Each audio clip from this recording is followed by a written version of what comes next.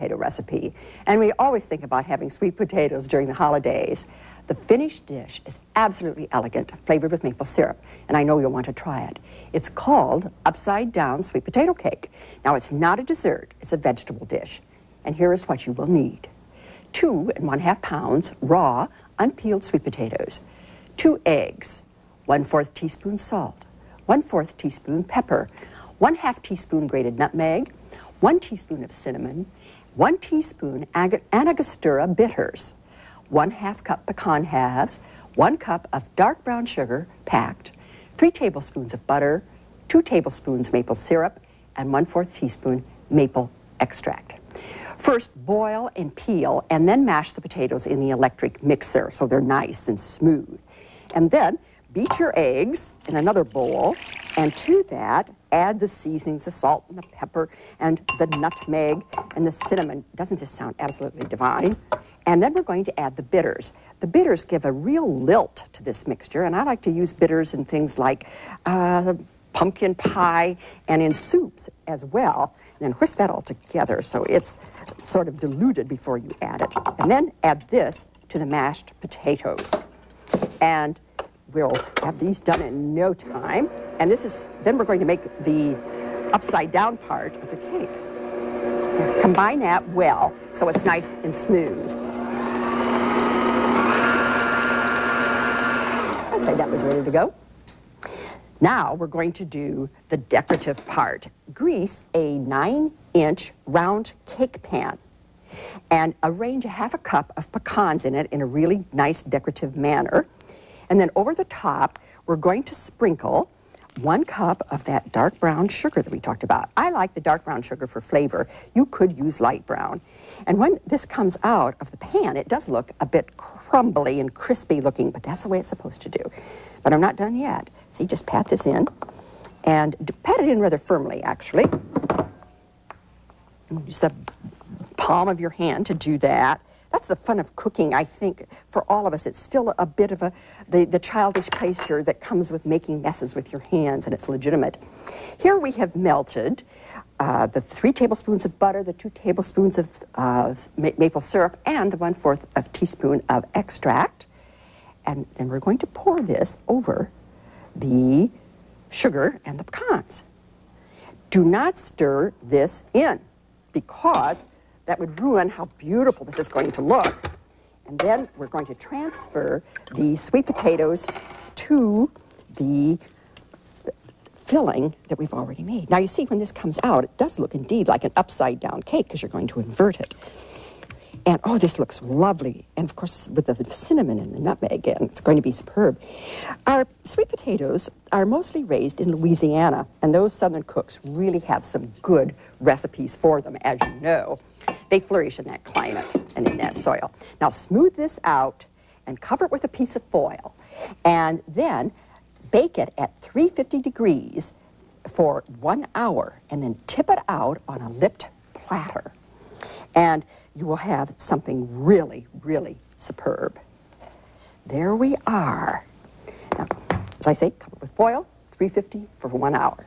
Now, wasn't that easy? This dish may be prepared up to the point of baking 24 hours in advance and then refrigerated. Allow about 20 minutes of extra baking time if the dish is cold from being refrigerated. Of course, serve it when it's hot. Today we learned some very basic things that I hope you will use many times. The memory of roast turkey, dressing, and gravy is one of those special ones that most of us treasure from the past, and you should know how to do it. The turkey turns out beautifully golden. I know you're going to be enthusiastic with this cornbread dressing with its touch of apple, thyme, and sage. And for your information, the gravy freezes very well. And don't forget this absolutely gorgeous sweet potato cake with maple syrup. It's a spiffy way to present this old favorite. Benjamin Franklin thought that we should make the wild turkey our national symbol instead of the bald eagle, and I am inclined to agree with him. Turkeys are a very American bird. Now and then we find its image on china that we use at Thanksgiving. These platters were manufactured in 1877. Handsome, aren't they? The affluent Victorians had enough help and time to set very elaborate tables with all sorts of special dishes and serving pieces. These are bone dishes, And now, some people use them for little salad dishes. And there were personal salt dips with miniature spoons to sprinkle the salt on their food. Celery vases were very common and attractive too. And here we have a fruit spoon and a tomato spoon, and would you believe, ice cream forks? Our quilt today is an unknown pattern, but we do know that it was made in 1935 by artist quilter Susie Yoder. It's a beauty, isn't it? Just like our roast turkey is. So until next time, essen gut, eat good.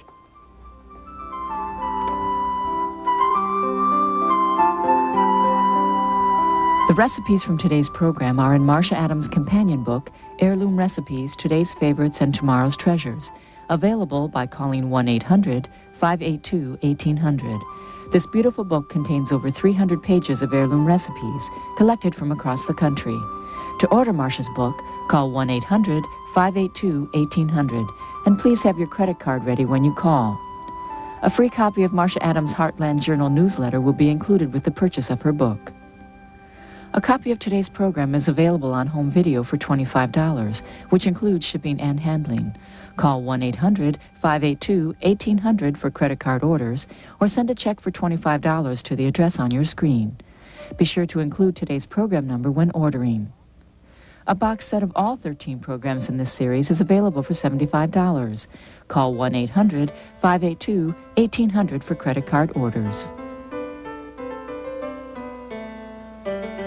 Marcia Adams' Kitchen is made possible by the Fremont Company, makers of Snow Floss and Frank's Kraut, from our family to your family.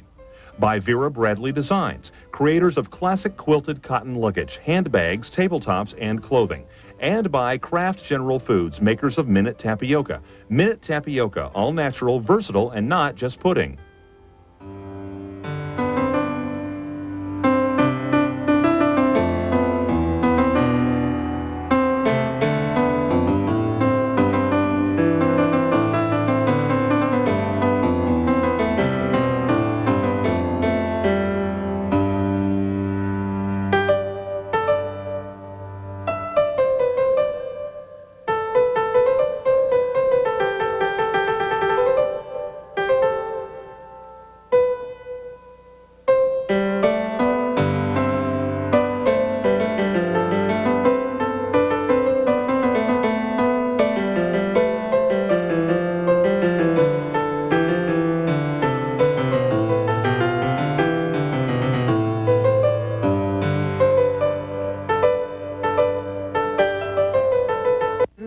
It's delightful, it's delicious, it's lovely.